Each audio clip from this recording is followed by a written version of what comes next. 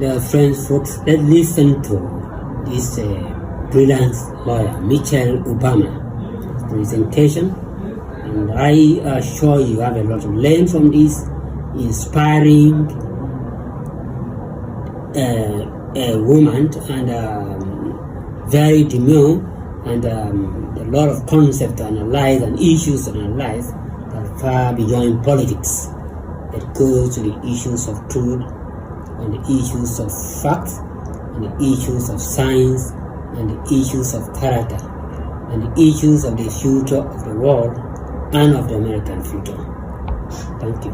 Take a look. Listen to her. Kamala is the only candidate in this race who has outlined a clear set of policies, including focusing on lowering costs and reducing drug prices for all Americans,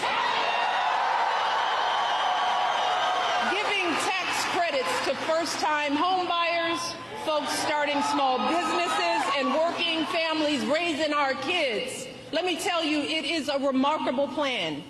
And these remarkable last few months mirror the way Kamala has handled herself her entire life, fighting for working people and the vulnerable, first as a prosecutor, then as an attorney general, then as a U.S. senator, and now as our vice president of the United States. Taking on the big banks, the transnational gangs and predatory for-profit colleges, and always doing it, holding her head high with warmth and dignity and class. So Michigan, do not buy into the lie that we do not know who Kamala is or what she stands for. This is someone who understands you, all of you, someone from a middle-class family raised mostly by her mom, like so many of us, leaning on her neighbors like we all do. That's what you want in a president, someone who gets you and will have your back. Take it from me. And I know good people. Kamala Harris is an extraordinary human being. She is an extraordinary candidate, and she will be an extraordinary president of the United States of America. Mark my words, because I don't lie. So Michigan, with all that being said, I got to ask myself, well, why on earth is this race even close? I lay awake at night wondering what in the world is going on. And it's clear to me that the question isn't whether Kamala is ready for this moment, because by every measure, she has demonstrated that she's ready. The real question is, as a country, are we ready for this moment? Are we willing to do what it takes to get her across the finish line, or are we going to let ourselves get distracted and fall for the scam? Are we going to lose sight of the dire consequences if we come up short? And right now, folks, I have to be honest, I'm not completely sure of the answers to those questions. Y'all give me great comfort in this arena. But this is a big country, and that's why all of my hope about Kamala is also accompanied by some genuine fear. Fear for our country, fear for our children, fear for what is coming our way if we forget the stakes in this election. And y'all, that's why I'm here today. And y'all know I hate politics. But I hate to see folks taken advantage of even more. So I wanted to do everything in my power to remind the country that I love, that there's too much we stand to lose if we get this one wrong.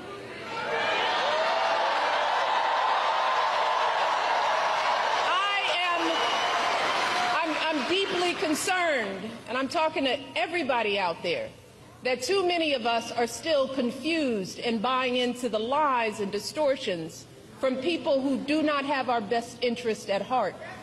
So I want to address some of these concerns head on. Because when you lay out the options, this choice isn't even close. But whether it's online or in the media or in our social circles, there are folks who say they're not sure about Kamala. They accuse her of not providing enough policy detail. Some wonder, do we really know her? Is she too aggressive? Is she not aggressive enough? There are folks sowing seeds of doubt about whether she's who she appears to be. Now, don't get me wrong. Voters have every right to ask hard questions of any candidate seeking office. But can someone tell me why we are once again holding Kamala to a higher standard than her opponent?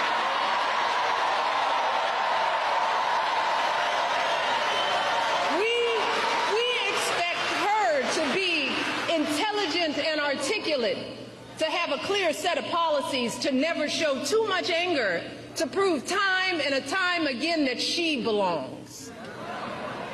But for Trump, we expect nothing at all.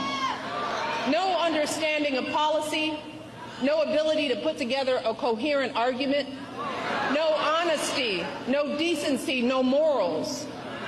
Instead, too many people are willing to write off his childish, mean-spirited antics by saying, well, Trump's just being Trump, rather than question his horrible behavior. Some folks think he's funny. And if you remember, that's exactly how he got elected the first time. Folks gave him a pass and rolled the dice, betting that he couldn't possibly be that bad. And then there were those folks who didn't think it really mattered who the president was, if you can believe that. And still others who thought it'd be a good idea just to blow up our entire democracy. Let us not forget how badly that worked out for all of us. Let us not forget the incompetence and the corruption, the chaos that was the cornerstone of his entire 4 years in office. Let's start with the pandemic. Remember how woefully unprepared he was, how he was sowing seeds of fear and confusion, endangering lives with his lies and ignorance, denigrating the doctors and scientists trying to help us. You want to talk about plans? Well, my husband left him a very detailed pandemic plan.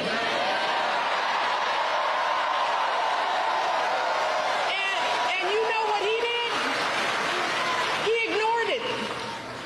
He had no clue how to get us out of that crisis. No ability to bring back the millions of jobs we lost so suddenly. No idea how to get our students back into school safely. No attempt to help stem the epidemic of loneliness and isolation that too many of our young people are still dealing with. And his failures had real cost. America lost 7 million more jobs during the COVID downturn than the European Union. Among wealthy nations, the United States had one of the highest COVID death rates. Again, all of this occurred with Trump in charge. And sadly, this was just the tragic exclamation point on his disastrous presidency. Installing judges and justices who have now stripped away our reproductive freedoms. Cracking down on protesters marching to protect their sons from being shot because of the color of their skin. Rolling back protections for LGBTQ Americans. Conspiracy theories, unleashing hatred in our communities. And then, when the American people fired him from a job that was too big for him to begin with, he tried to steal it, egging on a violent mob that breached our nation's capital. And when told that his own vice president was in danger, you know what he said? So what? So what, y'all? He said, so what? And after all of that, and there is more, there are still folks wringing their hands, crossing their arms, tuning out, saying they plan to sit this election out to prove a point? Well, let me tell you who isn't tuning out. Many of the folks who served closest to Trump and saw the danger firsthand. His former vice president, almost half of his former cabinet members, the growing list of four-star generals and Republican governors and senators and former House members, all of whom are not publicly supporting his candidacy the second time around. You all hear what I said? They are saying no, thank you. Many are speaking out.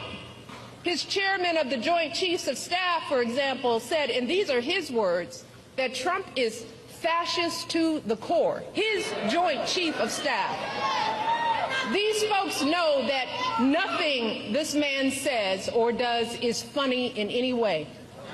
So I hope you'll forgive me if I'm a little frustrated that some of us are choosing to ignore Donald Trump's gross incompetence while asking Kamala to dazzle us at every turn.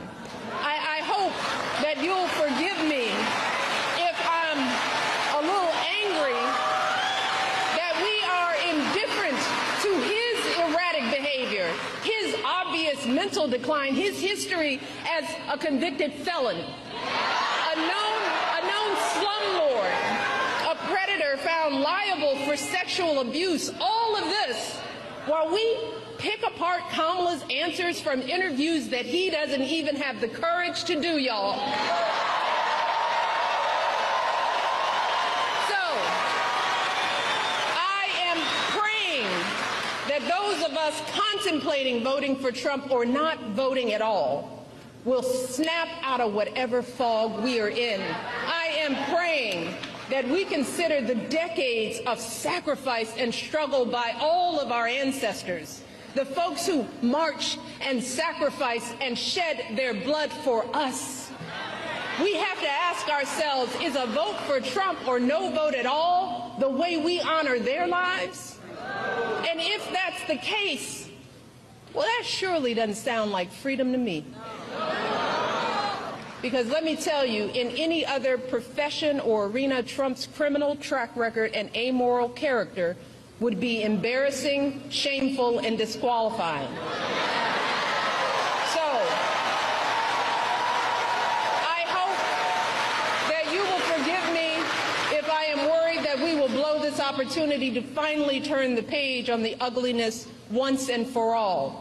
Because believe me, if Donald Trump is president again, at some point or another, that ugliness will touch all of our lives. And it will not matter what you look like, how you worship, who you love, or how you vote. If you don't make 6 or 8 or 12 figures, if you're not famous, if you criticize or disagree with him in any way, if he doesn't view you as his equal or relevant to his ambitions, I promise you, he will not think about you when he gets into the Oval Office. And that will have real consequences